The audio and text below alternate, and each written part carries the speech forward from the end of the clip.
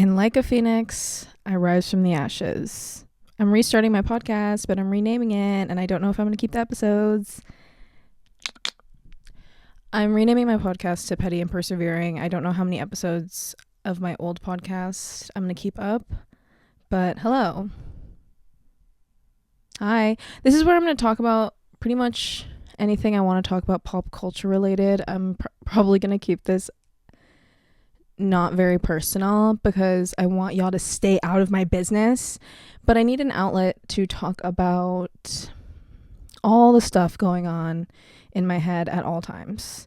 So yeah, I called it Petty and Persevering because one thing about me, I came out the womb petty, and I believe everyone should embrace their pettiness and really lean into it, especially nowadays. So yeah, okay.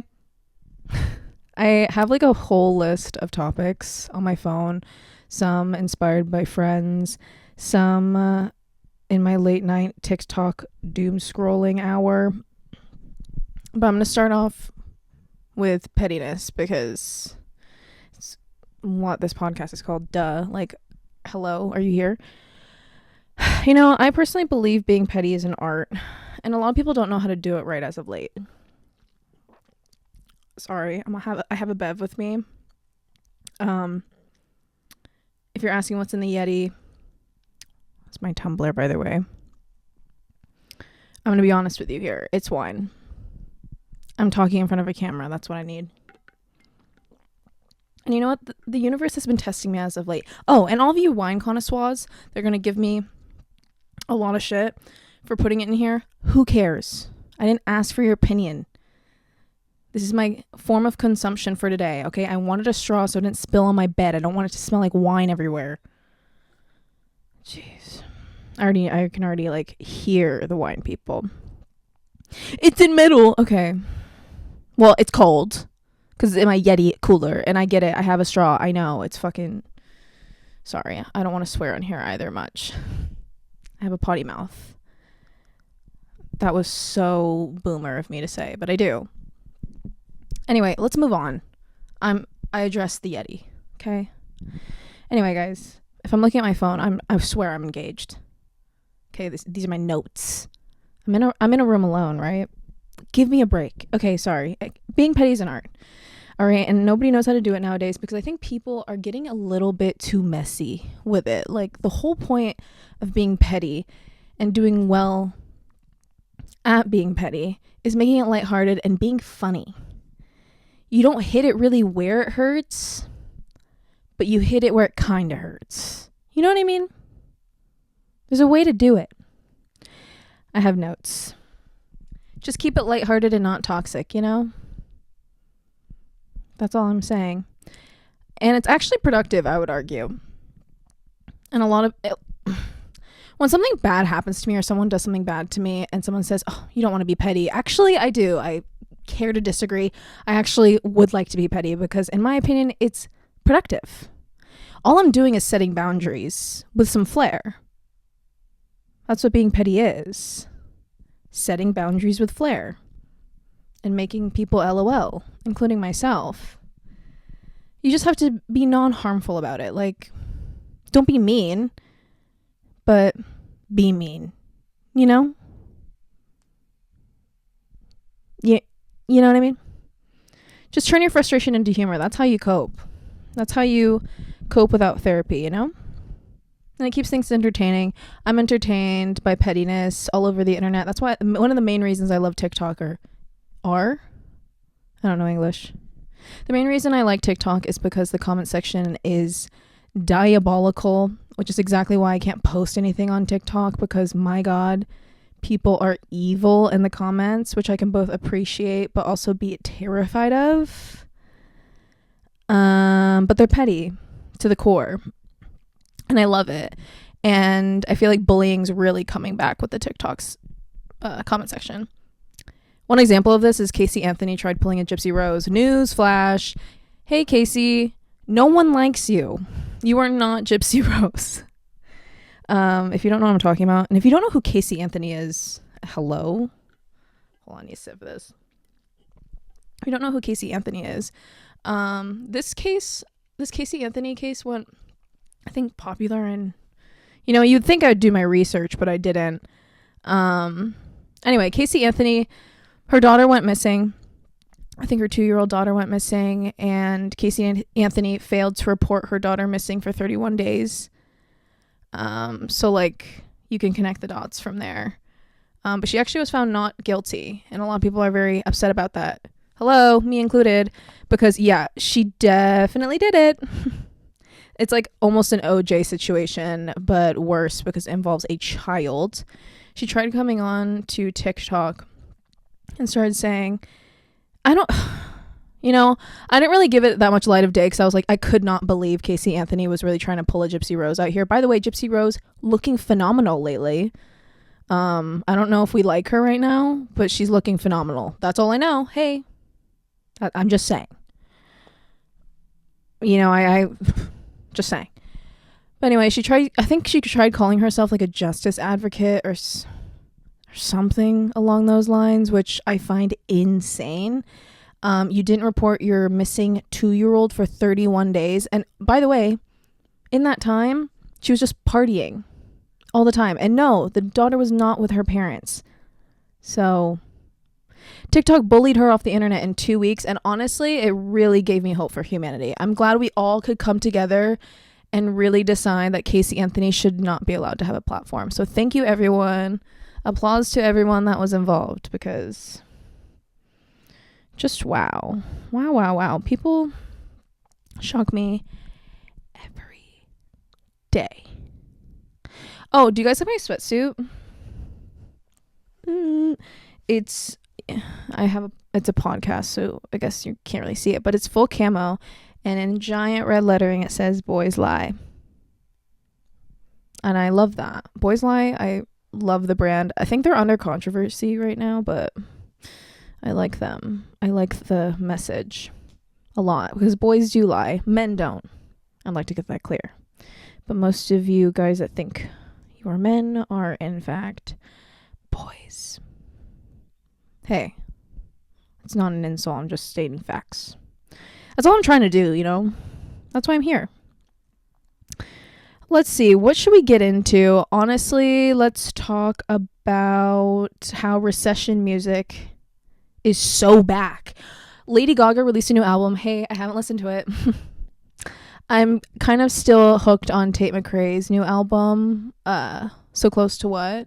My God, is that thing a masterpiece?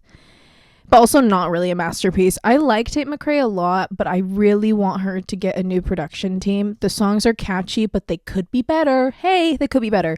And it's all has to do with production. She's amazing. I just need more, Apparently Tate McRae and Abby Lee Miller are like beefing, but I didn't really look into it because anything that has to do with Abby Lee Miller, I'm kind of that woman, I loved her for a while, but girl, it's time to get off the internet, I think, and to stop saying things. Did I just get off track? I think I just did. Oopsies. Oh yeah, recession music. Like, when I say recession music, I mean the music that was popular in the early 2000s. I'm talking really like the kind of music that gives you the vibe of let's do drugs and never sleep and do everything we'll regret tomorrow in the morning. That's back. And I think really Charlie XCX might have started that. Also, I have beef. Announcement, I have beef, and it's with Gen Alpha. And I get it, they're children. Actually, no, scratch that. I don't have beef with Gen Alpha. I have beef with millennials that have children that are raising Gen Alpha right now. And it's not for what you may think. It's not about iPads, even though I would love to go on that tangent. It's about what music you're showing your child. I should not be seeing children on the streets shazamming Poker Face by Lady Gaga. What are you teaching them? What are you teaching them?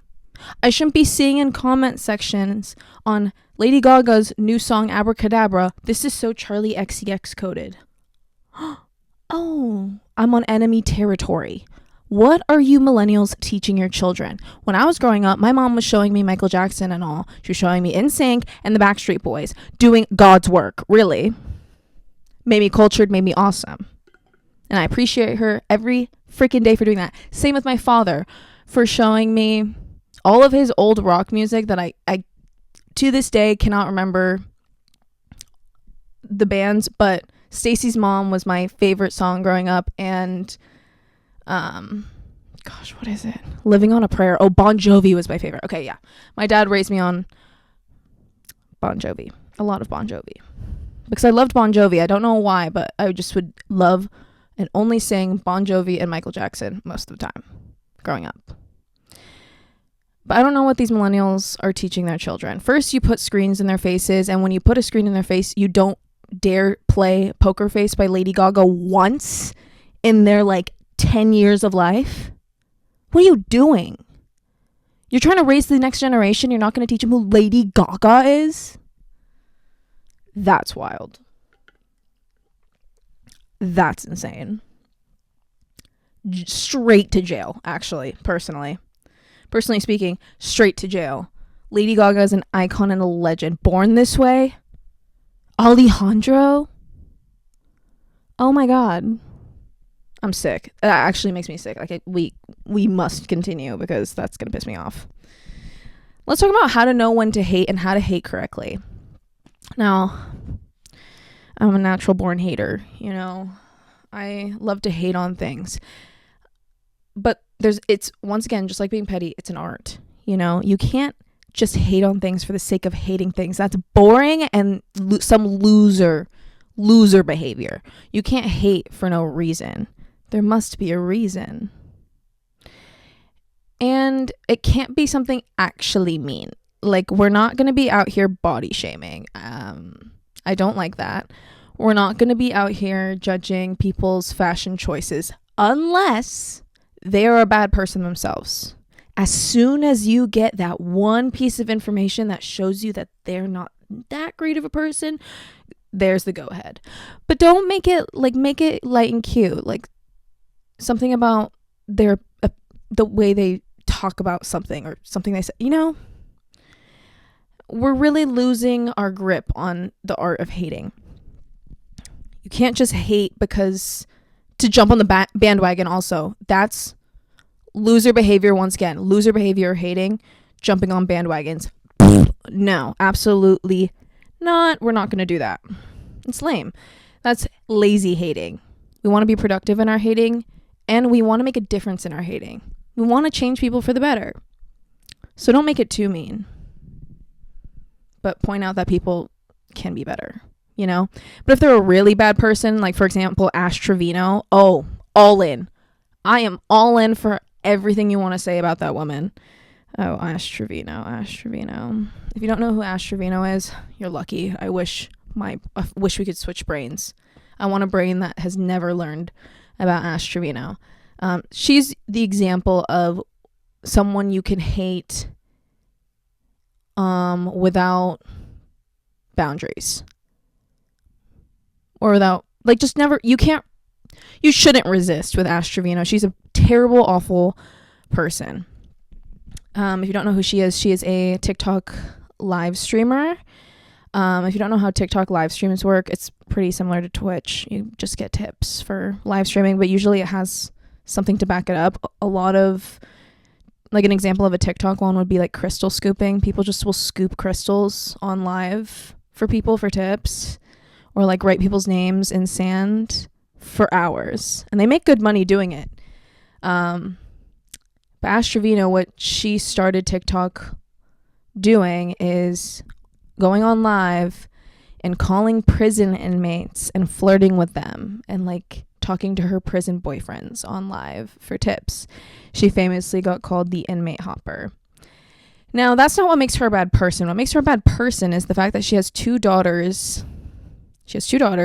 And she refuses to buy those said daughters a real bed in her home. She has an air mattress for those two kids.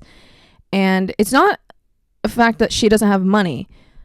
She buys herself a ton of designer famously bought herself a Louis duffel bag and carries it around like a purse everywhere. And it is hilarious. Not only that, she's homophobic. Basically everything phobic. You just... Homophobic's enough, but she also defends these prison inmates' actions. Once she went on live, she was dating a prison inmate that murdered this girl's father. Ash Trevino went on live, basically told that girl that her father deserved everything coming for him and that her boyfriend is innocent and that her father probably deserved to be murdered because his name was Muhammad and he probably was behind the 9/11 attack. Now, if that doesn't tell you what type of if that doesn't tell you what type of person Ash Trevino is, I don't know what does. Not only that, Ash Trevino lore goes deep, and honestly, Ash Trevino lore goes almost as deep as Five Nights at Freddy's lore. We're getting there at this point because this woman is off her rocker. She is constantly on live. She's constantly being exposed by people on live for like having bed bugs. She doxed herself and other people's addresses on live.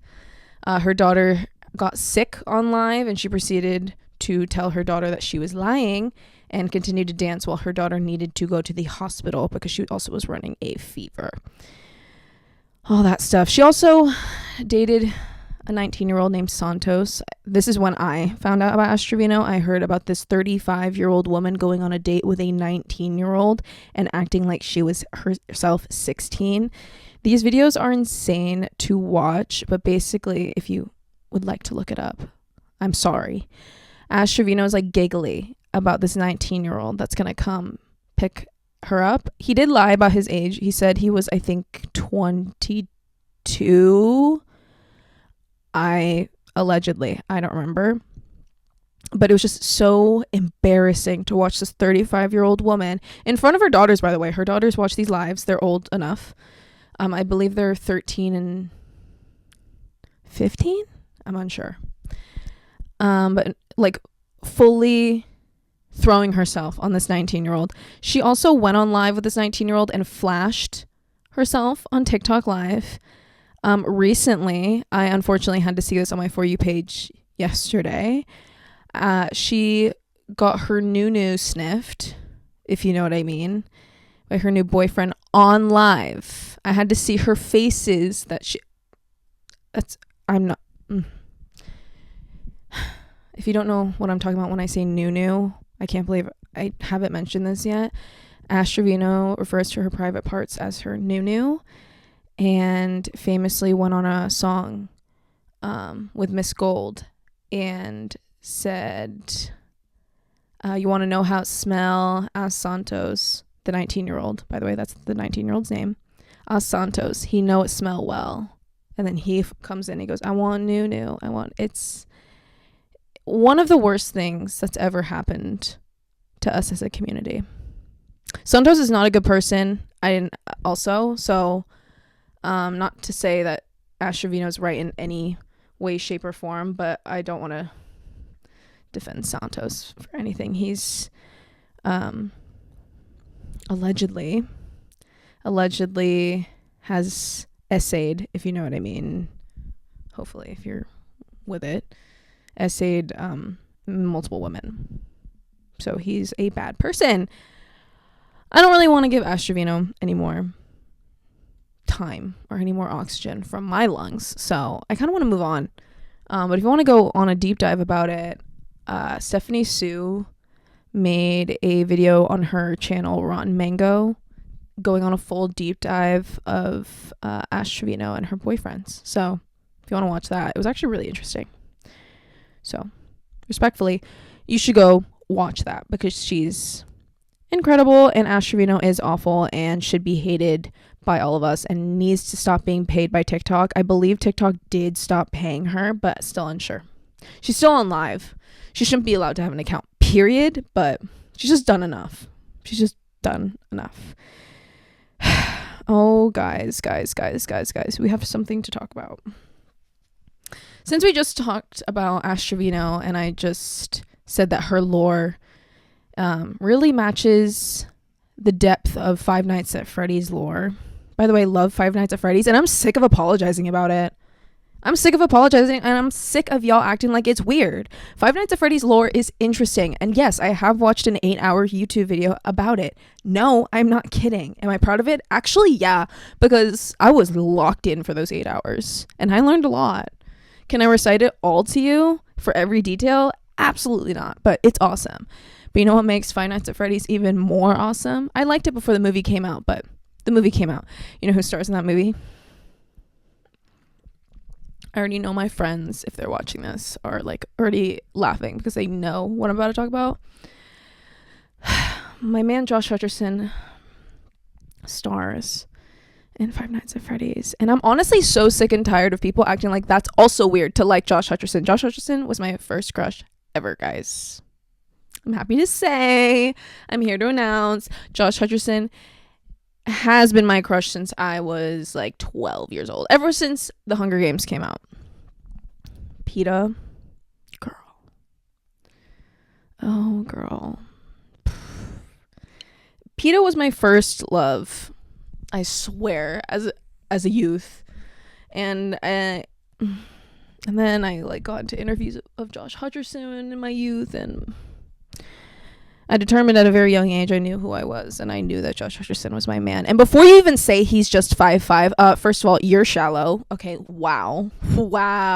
That's actually crazy to talk about a man's worth determined by their height. Like, that's actually insane. I can't believe you'd say something like that. And I don't care. I'm 5'3". He's 2 inches taller than me. I can make it work. And any excuse to not wear heels. I don't care. That is my man. And Josh, if you're watching, Josh, don't be scared of me. I know you have a girlfriend, and I know and I'm so happy about that. Was I devastated when I found out as a child? Yes. Now I have grown to accept that. I've grown to accept you have a girl. Are they still together? Before I say anything. Josh Hutcherson, girlfriend? Or is it wife? Are they? Oh my god, has he not? Oh my god, has he not? He hasn't proposed to her? Okay, hold on, Joshy boy, why are you not marrying your girlfriend? I'm not judging, but I am. Guys, they've been dating for 10 years and y'all haven't put a ring on it? Or maybe we don't know about it. Or maybe he's single. He's not. But Joshy boy. If you guys are still together, I have two. If you guys still are together, I respect it, and I'm happy for you guys, and I wish you guys a lifetime of happiness. I am not trying to threaten that. All I want is for you to tell me that it's okay. That's all I really need. And maybe a hug. That's it. There's a video on the internet of this couple walking, and they're filming themselves walking, and they go, Josh, they flip the camera, and it's literally Josh Hutcherson in front of them. They manifested that, and ever since I saw that video, I've been manifesting it. So Josh, I'm your biggest fan. I'm not kidding. I am your biggest fan, and I love you. I've loved you ever since the Hunger Games. PETA. Also, if you were Team Gale for the Hunger Games trilogy, you gotta go. What are you talking about? What did Gale do for Katniss? Tell me. Oh yeah, nothing. PETA was in the trenches helping Katniss. He was painting himself for Katniss. He was ready to save her.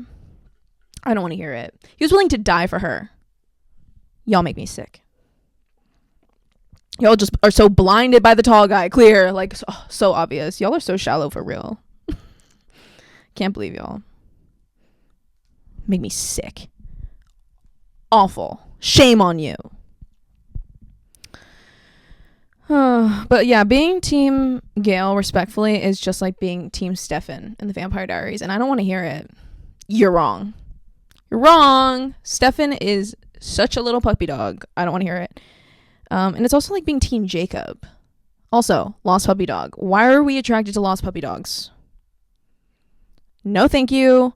Edward was kind of creepy though. I kind of was rooting for neither of them, and I didn't really like Bella either, but I didn't really like Elena either. So I guess maybe I'm the problem. I like the dark bad boys for sure. I hate to admit, but that's that on that. But they look like a little bad boy, but they want to be treated like a princess. Men that want to be treated like princesses, it's really giving Rapunzel let down your hair. What do you mean I'm picking you up? Get out of here. Or I'm Ubering myself to your city so you can take me out. No, I'm taking you out at that point. You know, instead of hating on men, let's hate on a type of man. I am here to announce another beef publicly. Let me take a drink for this because me oh my. I'm here to announce my beef with your local DJs. I have no hate towards DJs, good ones or passionate ones. I'm not here to hate on DJs, the EDM community, the rave community. Honestly, you guys scare me. I'm not hating. Do what you want. Wear your neon colors. Do your drugs. Go to your raves. I don't care. I love that. I wish I could be a part of it. It's just not for me, but I wish I could be a part of it. Sometimes I am. Okay. But I'm here to hate on your local DJs. And when I say local DJs, I'm talking about retired frat boys. Maybe like they're 24, around my age, that are DJing at local bars. Kind of the types of bars that turn into nightclubs. I'm kind of here to beef with all of y'all. And here's why. I was at a bar, nightclub-ish it's like one of those hybrids. I was at one of those, and, you know, the DJ was doing great. I was really liking the mix he was putting out. I liked the music he was choosing. I was hyped, but I was, you know, I wanted some Charlie XCX, you know, as a girl does. What are you going to do, blame me? I wanted Charlie XCX. I'm like 5-6 drinks deep. You think I'm not going to want to listen to Von Dutch right now? Absolutely not. And I can only listen to Mrs. Brightside, Mr. Brightside for so long. Is that what it's called? It is called Mr. Brightside, right? Yeah, it is. Whatever. I'm not looking it up. I can only listen to that for so long. You know what I mean? I want Charlie XCX. If you're a male DJ at a local bar, your job should be trying to get the girls gagging. We should be having some Charlie XCX. You want the girls to go crazy? Play Charlie XCX or some Troye Sivan. That's what you do. And if men took 2 seconds, not all men, male DJs, male frat boy DJs took 2 seconds to listen to what the women want, the amount of girls that will flock to you for playing some Charlie XCX and mixing it well. I mean, I wouldn't. Respectfully. But you know how many girls would? Not that I think... I'm sorry. You'll not catch me in the back of a DJ booth anytime soon unless it's my friend playing, which none of my friends DJ, so... or it's for my other friend and I'm just playing wing woman pretty much. And I'm just there to help her get at the DJ. But other than that, you will not catch me behind that DJ table. And I've never really understood why girls foam at the mouth. Like, not judging. I don't understand why girls foam at the mouth for, like, these types of DJs. I understand if it's, like... I mean, I don't understand it, but, like, a John Summit, I get it. Like, he's not your local DJ. He's, like... I don't know where he performs. But he performs, and people go. People buy tickets to go. But, like, your local DJs, I don't understand it because most likely Chad just put in his plugged in his USB, and is playing with some buttons right now. With Chad number 2 next to him, you know? Like, I've just never understood, like, why? But I mean, to each their own. If they're cute, they're cute. I don't know. But anyway, I haven't even finished the story. I got so sidetracked. Anyway, I was at a bar. The mix was good. I wanted Charlie XCX. My friend wanted Charlie XCX. So I politely, I'm not screaming in this man's face, okay? I politely walk up with my friend. We're waiting. It looks like he has like a moment because he's drinking some water. I ask, hey, could we request some? He cuts me off and he goes, we don't do that here. I'm sorry. We don't do that here? First of all, were you the owner of the bar? I'm sorry. Am I confused? We don't do that here. Mix? I know you're not. Okay. Well, I mean, I know you're not mixing, but, you know, I thought you could at least press play. I mean, you're pressing so many buttons. At least you could press play. I know you could just do a little. If you were really mixing, but you just. That pissed me off for. This happened like a month ago, maybe 2 months. I don't remember. And I'm still mad about it. Stay petty always. But this is not my first encounter with your local DJ. I've had many a local DJ try to talk me up, rizz me up, if you will. And I've never had more I've never had more Maybe I'm the one taking drugs. I've never had more mind-numbing conversations in my life until I've spoken to these local DJs. And I can assure you, most of them are alumni from Sigma Apple Toothache that didn't want to give up the party and wanted to continue doing drugs and partying every night. So they took up mixing, which I don't really know if they actually mix it all. And that's what they do all night, every night, forever. Now, if you actually have a passion for it, cool. I love EDM. But I guarantee you most that you'll find are not that. And they'll try rizzing you up with the dumbest stuff. Either they'll show off how many drugs they have on them and how much they know about drugs, which this type of man scares me the most. The type of guy that will talk your ear off about how much he knows about psychedelics and how much psychedelics changed their life. Hey, I'm running so far away. And these two groups of men kind of, they merge. All right. I'm not judging you for taking psychedelics, but why are you talking my ear off about it? Telling me how, like, guys will take shrooms once and then come to you to tell you about, like, such a unique thought they have. And that unique thought is literally just empathy. Like, they realize they should probably care about other people. It's wild. The amount of guys, tragic. I hate to admit this. The amount of guys I've talked to that were just like that, talking to me about shrooms or like LSD, being like, it's so life altering and life changing. Like, I just reflect so much. It's like, oh my God, you don't do that sober? Hey, maybe get a therapist. I don't know. If you're having trouble self-reflecting, go to therapy. Therapy's good. I've gone to therapy. I've gone to therapy for like 10 years, you know? It's okay. It's cool. It's chill. I love my therapist. I don't see her that much now. I'm kind of, I guess, good. But she's amazing. No shame in it. I actually think men should be offered free therapy from the womb. Because as much as misogyny doesn't benefit women, it doesn't benefit men either. And this is an example of that. Anyway, okay, that's enough man sympathy for today. We have to move on. Too much man sympathy for me. They deserve sympathy sometimes, but not mercy most of the time. That's something I will say. I was actually just having this conversation with a friend of mine. She was talking about an ex of hers. And this ex, I've never met, sorry, I have to stretch my leg. I've never met this ex. Oh my God, I'm about to spill my wine. Oh, I didn't. Slay, see? If I didn't have the Yeti, it'd be spilled. I was having this conversation with my friend. She was talking about her ex and was talking to me about how basically this ex,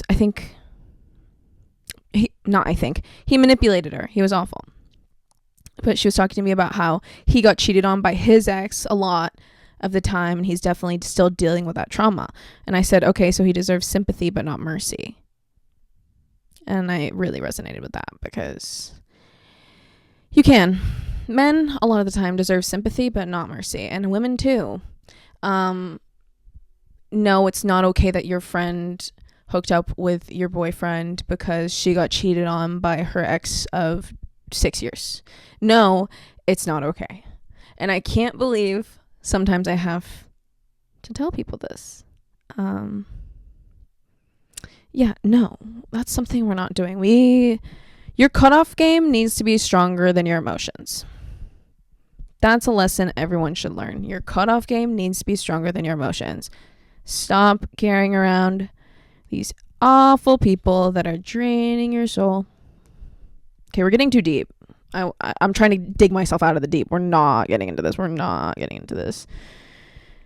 Okay, let's just go to frat houses at this point. Let's just start talking about frat houses and sororities, because little did you guys know. Oh, or maybe you did. Oh, I got lipstick on my mic. This is a perfect segue. The DJ thing straight into Greek life. Yeah, I used to be in a sorority. I was in a sorority for, I think, 2 years, I believe. I dropped after I served on council. And did I hate it? Not all the time. The rush process was the worst experience of my life. I'll tell you that right now. If you don't know how sorority rush goes, basically you're in a group of women and you visit all 12 sorority houses on the first day. You have to have these 30-minute conversations with 12 different women, or sometimes even more than that.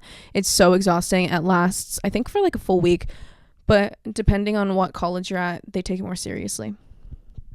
But basically every day you rate each sorority or house. You rate them all and they rate you, and then there's some algorithm that matches, and basically you get dropped from houses each week. And it was the most traumatizing experience of my life. I cried, and I didn't even want to do this going in. I didn't even want to rush a sorority at first, but my mom said it would be a good idea to make friends, and it was. She was completely right. Great experience, but I would never do it again. And would I encourage my daughter to do it? Yes, but I would tell her what to expect. My mom never did it, so she didn't really have any advice for me. She didn't really know what it was going to be like. But I just don't think I was prepared for how awful some of these women were going to be. I guess I just never have walked into a room and felt so judged so quickly. I've always been super comfortable.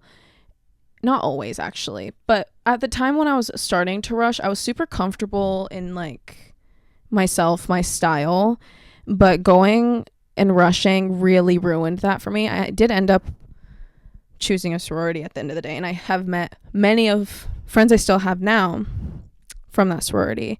Frat houses are much different. It's way more lax. I don't think you get dropped from houses. It's just, I don't really know how it works. But I did drop 2 years in because once the fun of the first and second year are kind of gone, you get your bigs and littles. It's kind of time. It was time for me, at least, to leave, because the things that go on in Greek life, I don't know. I just didn't really agree with a lot of it. Not to say, I shouldn't get too deep into this, actually. But let's just say, when I dropped the sorority, I thought a lot of them would want, or a lot of the sisters I made would want to I don't know, be nice, still be friends with me after I dropped. But no, I was actually terribly mistaken. A lot of them ignored my existence after I dropped. And then that made me realize oh wow, these women suck. Not all of them, actually. A lot of them are really great and really just loved the organization. So I'm going to give them that. But a lot of them were also awful. My sorority, I think, was one of the better ones. I think it's just the Greek life as a whole was kind of just exhausting, and you're kind of you know, you're paying for it, and I just wasn't really engaged, so I just had to leave. But a lot of those girls did not want to stay friends with me. Frat houses, though, so when you're in a sorority, like, duh, you're gonna be going to frat houses. Like, that's obvious. You're gonna be going to frat parties.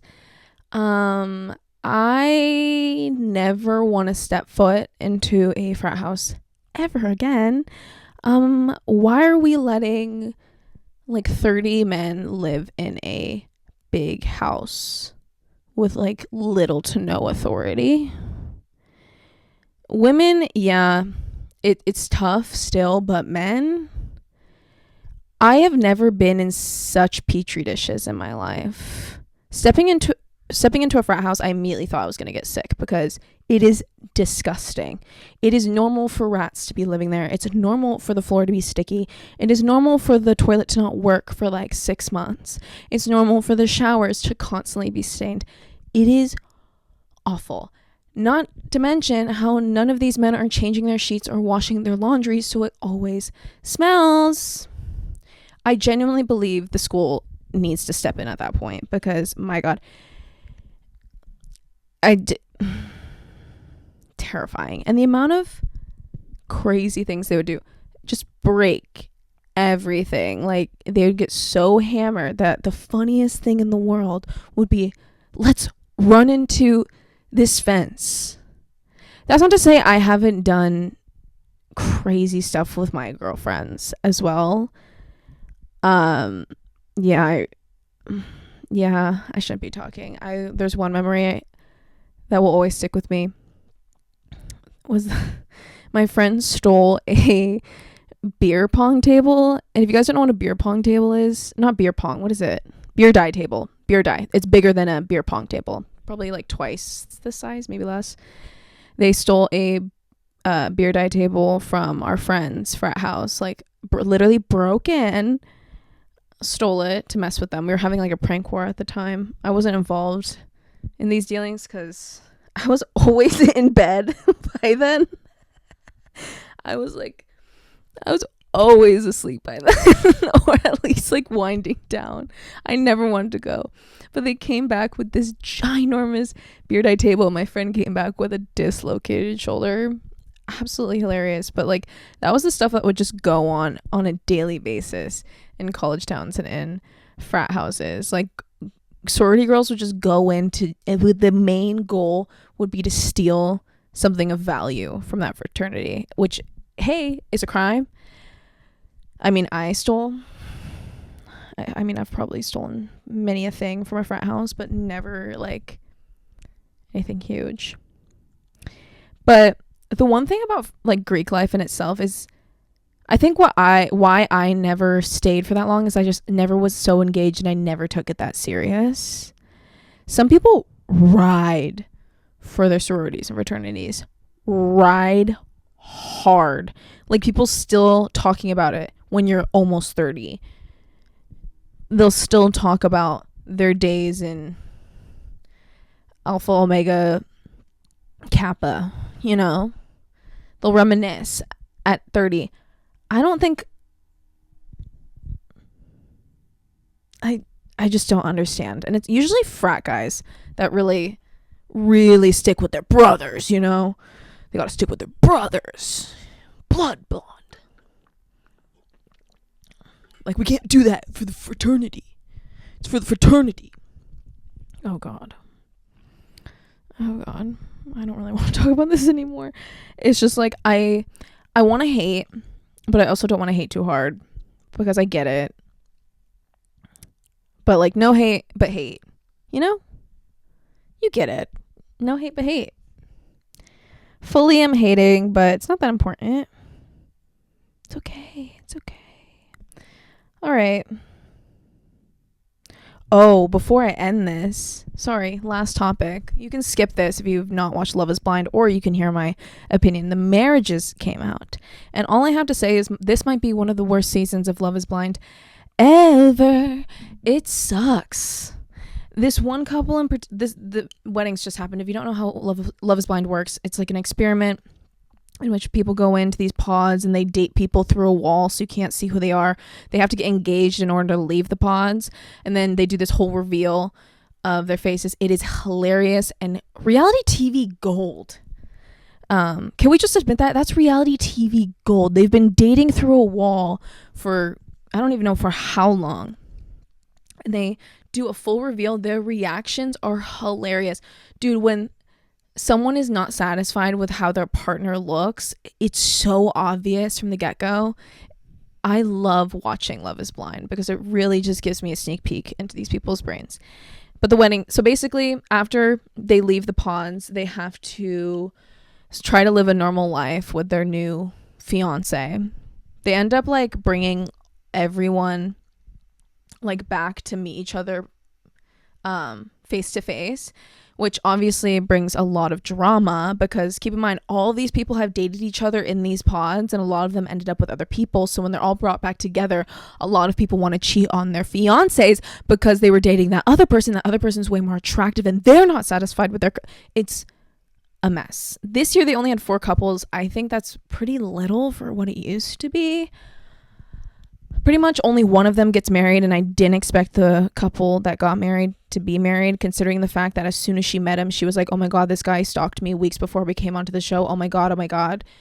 And now they're married and she's just fully locked in, and I don't think they've had a single conversation that actually had anything in it. Every single time they would ever talk, it would just be like, I'm so appreciative of you. I'm just so appreciative of you. I just can't believe I found this love in the pot. And it's just like, guys, have we talked about anything other than like your infatuation with each other? Also, I don't know. It's just very weird. It's like so clearly scripted or just so clearly so uncomfortable. But Love is Blind makes me cringe like no other reality show has ever.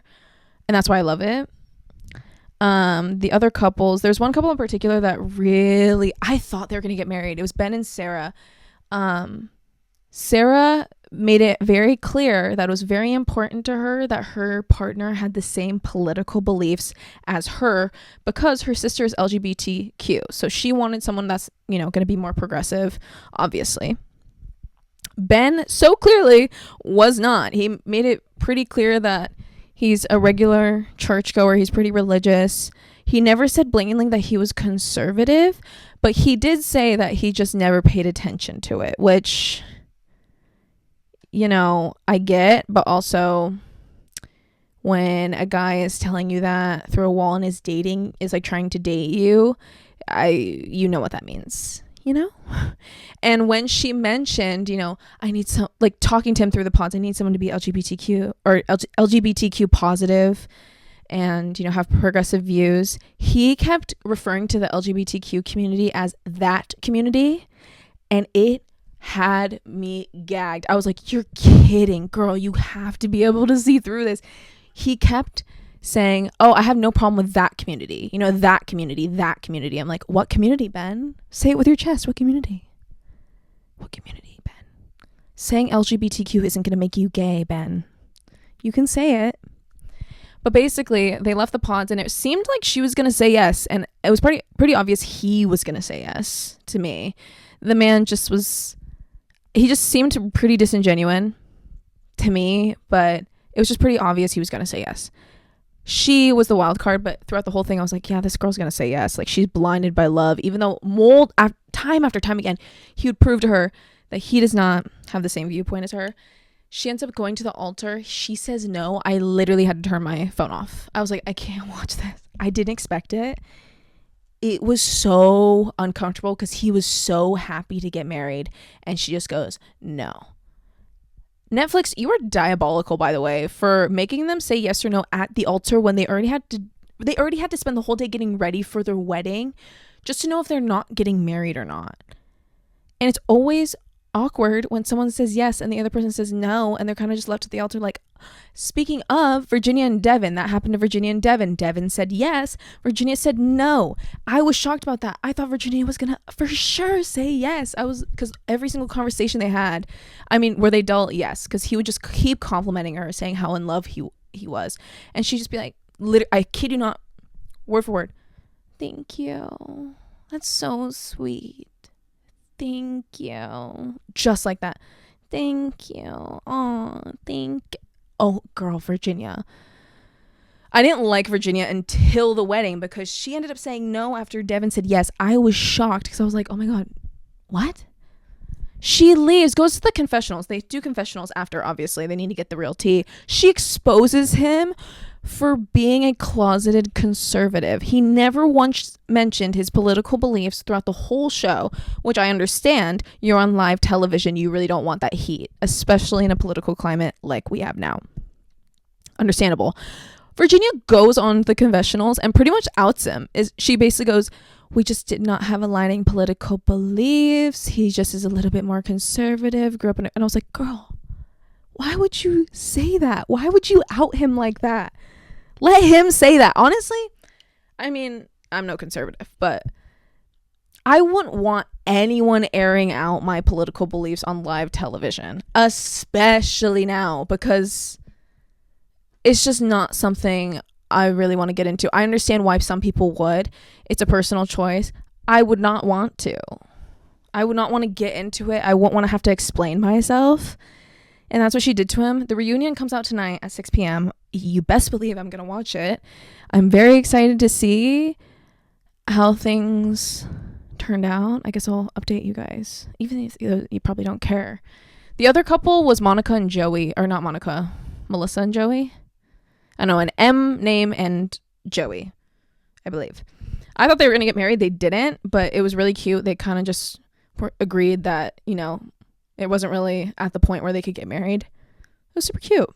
It kind of made me cry because of how nice and kind they were to each other and how they still had so much love for each other at the end of the experiment. That literally made me sob. The rest of it made me cringe. But yeah, so I guess we'll see the reunion. I'm kind of really ready for the people that didn't end up being in a couple to finally have a platform to argue on because I've been waiting.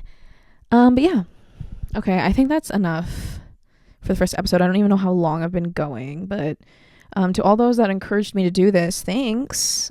I'm having a blast, and I know you'll probably will regret, you know, encouraging me soon, but you know, I appreciate it. Because now I have a little outlet, and I don't have to bug y'all about it.